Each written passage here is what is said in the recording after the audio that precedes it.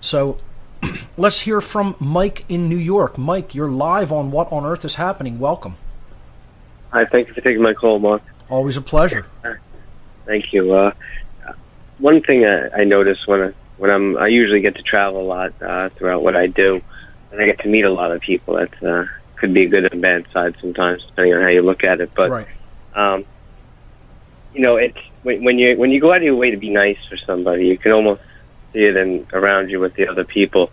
They look at you almost as if you're a foreigner, or they've never seen that before, and they see it as like a strange thing when you actually hold the door for somebody, or go out of your way to help somebody out when usually people keep walking. Right. But I think that general attitude is just so ingrained, and society is just so geared towards the negativity, self-serving, fight or flight mode constantly. It's so ingrained into their patterns of eating, sleeping, that it's destroying the body itself, as well as the soul and the mind. And we do see that, as time goes by, from where we may have come from and how far we've fallen. Yeah, absolutely. I mean, seems like it's a rote, unconscious program that is running in the body of humanity, and that's really what it is. I mean, it's not being 99% of our actions are not being done from the conscious level of awareness, and until people shift out of this unconscious program and start doing things from a level of conscious awareness, mindfulness, not much is going to change. And there's, again, so few of a percent of humanity are even close to that level of consciousness. It's sad. And again, I like I said at the end of last week's show, I do not say my opinion of humanity to dissuade anyone or to strike fear in anyone. But we do have to be honest about where humanity is at right now, in the moment, in the now. And that helps us to recognize our work. It helps us to know what our work is, what we're up against. If you need to move a whole lot of weight from one place to another, you probably want to know, well, how much weight is it? How far of a distance are we moving it? What kind of resources do we have at our disposal to move that? And that's all I'm trying to do, is show people in a realistic fashion what the work that we actually have to do is, so that they get in their heads, hey, if we're going to accomplish this, we better get to work. We better start doing it instead of sitting here. I don't need people to just sit here and hang on my word. I need people, what we need as a species is for people to start teaching other people what they need to know to change and to make this place a slavery-free planet. The whole idea here is not to, just become some kind of a teacher that everybody listens to. That's not what I want. I don't want you to listen to me. I don't want you to pay attention just to me. I want you, do I want you to pay attention to my message? Yes, but then I want you to go out and teach other people. I'm not looking here to have all, millions and millions of students. What I'm looking to do is to inspire millions of teachers. That's what the great work really is all about. That's what I'm looking to do. So that we can all go out and teach other people, and then maybe we'll put a dent in this. Maybe we'll make some forward progress here. One thing I see in society a lot of the time, if you really look at people, it's one thing I'm pretty good at, is I can get a good sense of a person by meeting them and talking with them, looking at them. They don't love themselves, and it's really subconscious, it's conscious. There could be a multitude of reasons why, but at the same point, you can see it in everybody. Sure.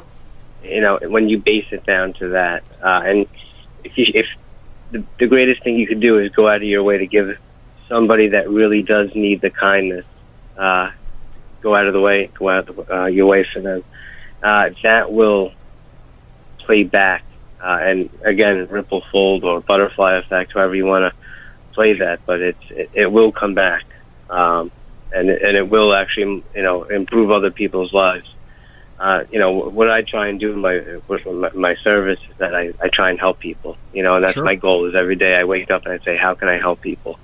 It may not be able to help everybody, but at the same point, I try and strive for that. And I do try to spread this information out there as much as I can, Sure. piece by piece, and not overwhelm them. And that's what it's all ultimately about. And sometimes, people will say, well, help people in some small ways.